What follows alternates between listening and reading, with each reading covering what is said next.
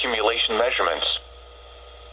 Here is a statement regarding a winter storm watch for the following counties in Wisconsin: Columbia, Dane, Dodge, Greene, Iowa, Jefferson, Lafayette, Rock, and Sauk.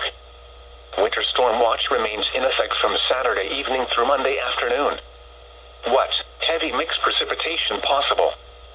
Total snow and sleet accumulations between 11 and 31 inches and ice accumulations around 1/10 of an inch possible. Winds could gust as high as 45 miles an hour. Where? Portions of east central, south central, and southeast Wisconsin.